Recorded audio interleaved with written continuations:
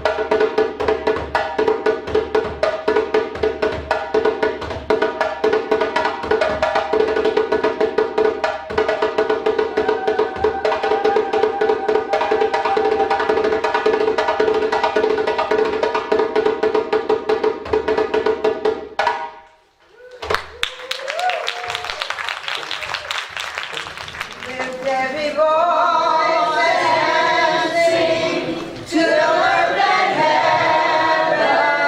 heaven bring. Bring with your harmony of liberty. Let out your voice, rise as high as the listening skies. Let it resound loud as the rolling sea. Sing a song full of the faith that the darkness has taught us. Sing a song full of the hope that the present has taught us.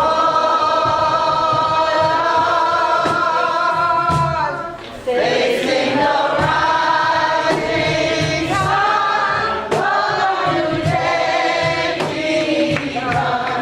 Let us march on till victory is won.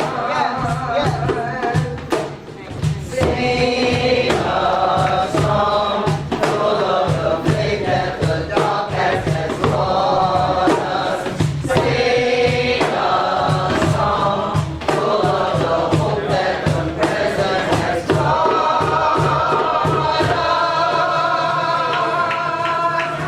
Facing the rising sun, along to taking on.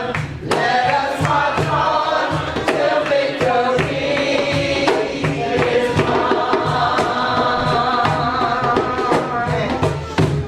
All right. Jimmy Robinson, will you be our elder tonight and light our first candle? Jimmy is lighting the black candle, which is Umoja, unity, to strive for unity in our community, in our families, and in our nation. Umoja, unity.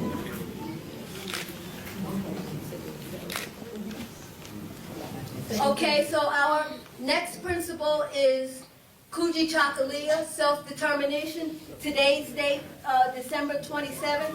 Abaragani. Language that we use is Kiswahili. I'm going to use Kuchijakalia, which means self-determination in whatever endeavor that you do, whatever pursuit that you want to do, what you want to believe. It is to move without being stopped. And that could be through your school, that could be through your belief. You're trying to purchase a house, they're not trying to give you a loan, you just keep going at it. That's right. Whatever you want to do, you just keep going at it. So I'm just going to light the candle that's closer to me. Okay. So then the next principle is Ujima. Ujima, Collective work. collective work and responsibility, teaches us that we must build good and sustainable communities, societies, and world. We all want and deserve to live in and to leave for those after us. So Ujima, collective work and responsibilities, make our brothers and sisters' problems our problems and work on solving them together. Ujima, collective work and responsibility. Will someone come in? Barry, come in light the next candle for us. Thank you. Brother Barry, he is the commander of the VFW post in Mayo, New Jersey. So, the green candle and you'll light it from the red candle. Ujima, collective work and responsibility.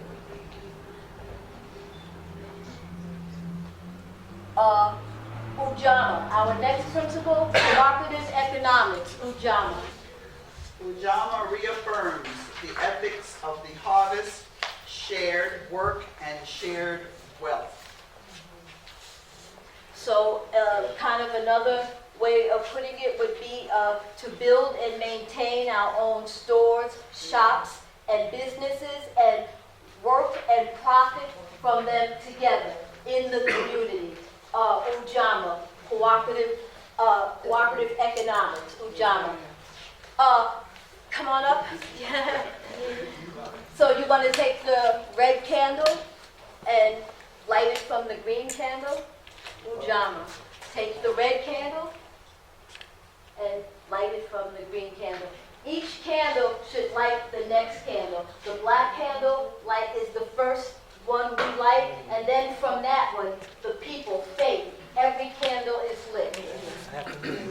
Ujama, cooperative economics. And the next one is Nia, purpose, today's principle, purpose. To make it our collective vocation, working on and building our community. It's a position and possibility of great achievements through doing well in the world. But it is restoring our people to the position of possibilities. A traditional place of respect and Yes. self-respect. Yes. You know, I tend to not go with that, like the kings and queens. I mean, even though they might have been, but now we got to be realistic. And so all we really need to get into is respect for one another and self-respect. And that will elevate us to being the kings and queens. So respect and self-respect. And it having teaches us to embrace and respond creatively to So- the collective vocation. So will someone please come in? Okay, yeah, we need a little one too. Okay, so we're going to take this green candle over here. Come over here. We're going to take this candle and we're going to light it from that.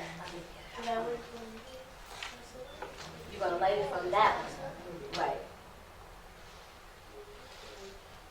Okay. Nia. Purpose. Okay. So the next principle we would have would be Kwamba, creativity. Someone? Kwamba, creativity, teaches us the moral obligations to do always as much as we can in the way that we can in order to leave our community more beautiful and beneficial than we inherited it. It's also my favorite one, by the way. Okay. We are a creative people. So and we should try to restore our community to our level of creativity, because I'm sure it's still there inside of us. We are a creative people.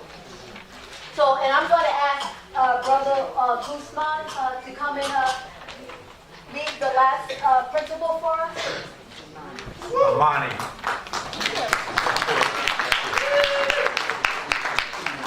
Faith teaches us and urges us to hold fast to the faith of our ancestors that reassures us that through cooperative work and struggle we can truly transform ourselves in the world. Amani. Faith. Faith. And Sister Amira Ahmad is here, and she will be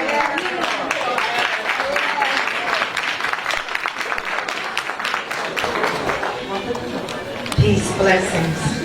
This is a poem that you are going to participate in.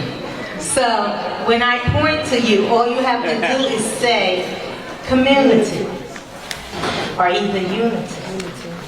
This is the Yes. Kwanzaa poem. We had adopted, this is our anthem Yes. for Kwanzaa. And it's a timeless poem, Yes. so it's never outdated. It was spiritually inspired. Come, unity, come. Come, come, come. Community, community, community. We each have to come face to face, consider the time, and get in the race. We each have to come face to face, consider the time, and find your place. Go inside the home. Community. Go outside the door. Community. Be divided no more. Community. Go into the streets. Community. Families to unite. Community. People to greet. Community. We've got a world to remake. Community. You've got to relate. Community. Just consider the time. Community. And let all the light shine. Community. There's no turning back. Community. Just stay on the track. Community. And consider the time. Community. And let all the light shine. Community. You can be an African. Community. You can be an American. Community. You can be a Jamaican. Community. You can be a Cuban. Community. You can be a European.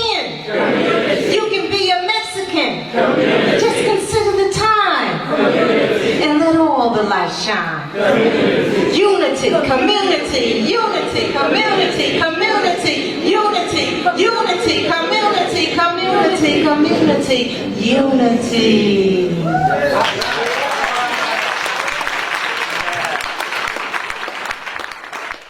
I can't breathe. Hands up. It's hunting season. And black people, we're to pray. After all, this is America the Beautiful. Acquired through genocide, built on slavery, and thrives on hate, greed, and deceit. Now, there is a justice system that's blind, but only to the truth. See, they use a balancing scale, and those who have money, they don't go to jail. But this war on us, you know, the one they call drugs, notice, they never seem to apprehend the real thugs who import this mess. But the young and poor, oh yeah, you're always subject to arrest. And with their silent code of blue, some feel free to harass or kill you. Oh, we seek justice, but there won't be a real trial because some way, somehow, they always get to step off wearing a smile. Hey, ask yourself what's true. Or has Big Brother used intimidation, criminalization, or assassination of any individual or organization that would stand up and oppose the status quo? Oh, then use the media to spin it and tell you whatever it is that they want you to know. Now, history suggests that they went as far as to pull off the coup de grace, but what did the media say? It was the lone assassin, that Oswald fella killed JFK. Others say that's the lie they still stand by. Thick-ass thieves. Hey, do you remember former Vice President Agnew? Yes? No, maybe? Oh, well, he was indicted for fraud of income tax revenue, but he got a pardon from his boy, Tricky Dick. See, Richard didn't want him to snitch about any of his little dirty tricks. Oh, then came that actor who played the role of Commander-in-Chief. Hey, don't get it twisted. There are those who say the man was a creep. See, voodoo Reaganomics took from the working class poor so that the upper 2% would satisfy their need for greed. Yet, the leaders of our nation took the liberty to deprive the rest of us. And this was from the government elected by who? Oh, rest assured, they don't represent you. This is America the Beautiful, acquired through genocide, built on slavery, and thrives on hate, greed, and deceit.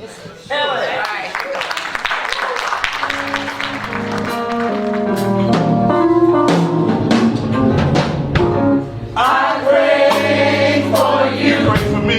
You pray for me. I need you. I need you to survive.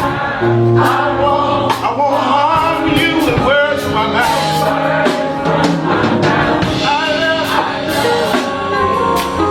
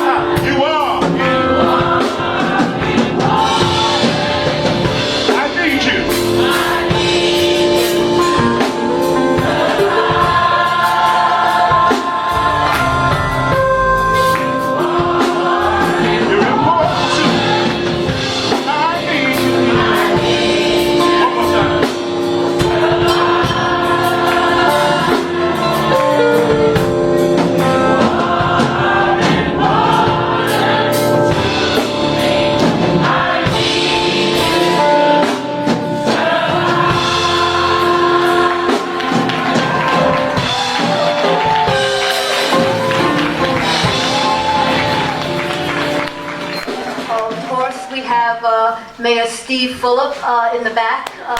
Mayor. First, I just want to say that was absolutely amazing, and I'm excited to give another round of applause. I'm excited to hear Rashad Wright, who is our poet laureate, if you didn't know, for Jersey City, and I believe he's up next. And I just want to say that when you look around this room and the work that places like Community Awareness Series does, it makes you thankful to be part of this community. They've been serving this community for 50 years, giving programming like this, and we're thankful to have them, and I'm proud to be a supporter of them before I'm the mayor, attending their events, and I'll surely be doing it after I'm the mayor as well. So with that, thank you all. And the final thing, the most important thing is happy holidays, and wishing you all the best for 2020. All right, thank you all. Now I'd like to bring to the mic another spoken word artist, Brother Rashad, right? Woo! Jersey City Poet Laureate. Day by day? Day by day. I like that. Day by day. Day by day. Abarigani. Word. It's nice to be here, everybody. I come out here every year. And I came here my first time like maybe 3 years ago, and one of the performers put her hand out to me and yelled, "What is your name?" And from that day on, I knew exactly what my name was. My name is Rashad Wright. I've never been wrong, and not once. And my name means someone who is always on the right path. Yeah, thank you. And someone that is on the right path because of the people that are in this room right now. Whatever people see it is in me that inspires them to create, to perform, to write like I do, is because all of the love and support I get from circles like this one right here. So give yourselves a round of applause. Because people like me can only thrive because of communities like this. And today, right now, I'm going to share a few poems with you all.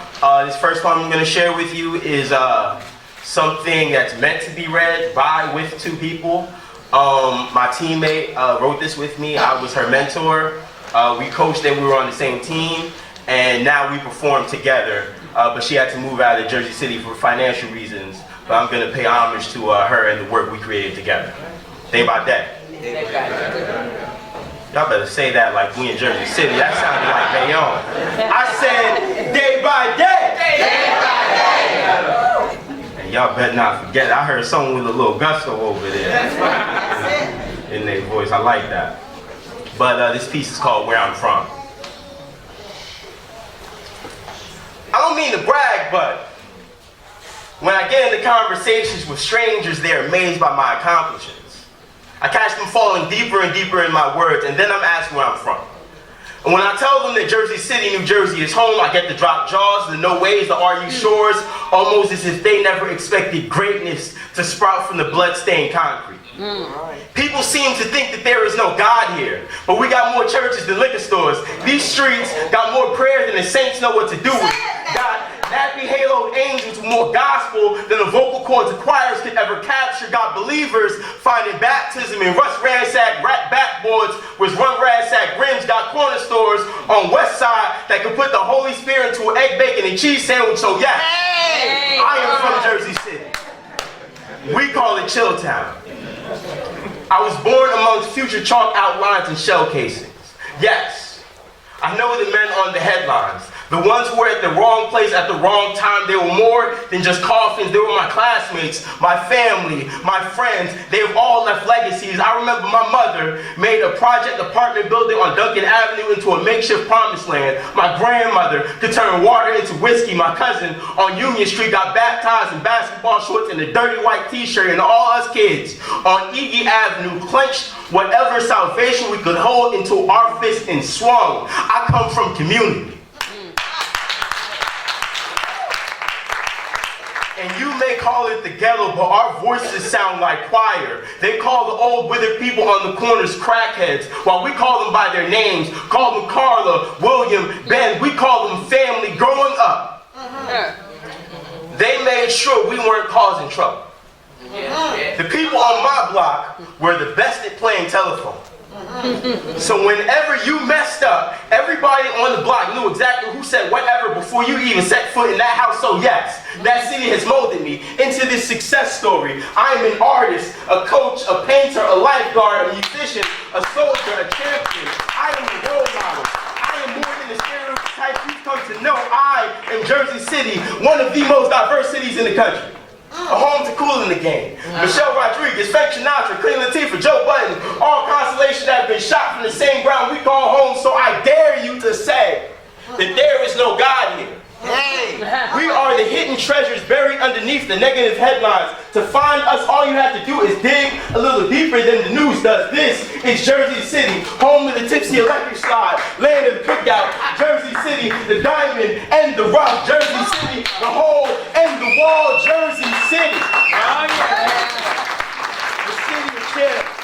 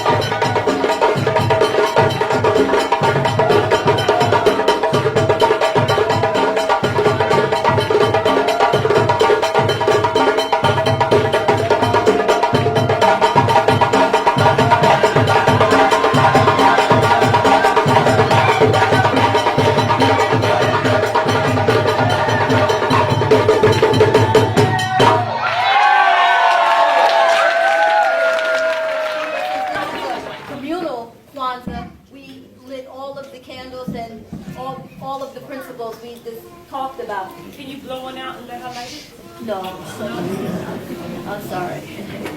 You should have come up with her and stood with a candle. So, but you know, today is only the third day, and each day you would light a candle and you would talk about the principle and talk about how you could incorporate that into your daily lives. So, the candle. I have a question. Did Ron Karenga mean for this only? Why did he mean for this only to be done after Christmas? Well, you know, he didn't really want to be the holiday Christmas. He didn't want to say, and you can help me out, Massa, if you want to, and McKinney, to be a part of the commercialism that is Christmas, and he didn't want people not to celebrate Christmas if they wanted to celebrate Christmas, but he wanted this also to be a holiday that not even a cultural celebration. I won't even call it a holiday. It's a cultural celebration. It's a remembrance of our past. It's looking forward to our future and coming together and sharing in the culture, which is we African American people. So not to take away from Christmas or any of the other holidays, this was just meant to bring the year out and start the new year. And other than that, if you want to add something. Did you say only celebrated? Why didn't? Yes. No, yes. she said only. I think that's what, I think I know where she's coming from. What I'm really saying is, I know he chose the after Christmas to start the holiday, but should we not, is it wrong for us to maybe celebrate it all year long? No, actually we should, yes, definitely. That's what he intended. Yes, that these principles should be, we should carry these principles with us throughout the year. That's right, and try to live by them or with one another. Yeah. Kwanzaa is a lifestyle. Yes. As I understand it, the principle is actually more important than the candle. Yes. You understand? This is only symbolic. So the principle is to guide your life. Life is not only on the 26th. No, yeah. You see? So the answer to your question is the principle. You take them, you use them in everyday life. Every day, absolutely. You should be able to apply them in your daily life, definitely. Yes. And the concept of Kwanzaa is that we take this last week of the year and we reflect over everything that has happened in the year prior, in this year, and we reflect on it, we bring everything to a close, and we celebrate the achievements that we have made as a community, celebrate using the principles in our lives and using them in our families and expanding them out to the community and to the world. So that's what it's about. It's a celebration, but it's after we've done the work. Right. And like non-religious and so everybody can participate no matter what. It doesn't mean to step on anybody's beliefs. But this is something that we can all come together on. Unity, self-determination, cooperative work and responsibility, cooperative economics, purpose, creativity, and faith. And faith being the most important because faith really has gotten us from there to here. Yes.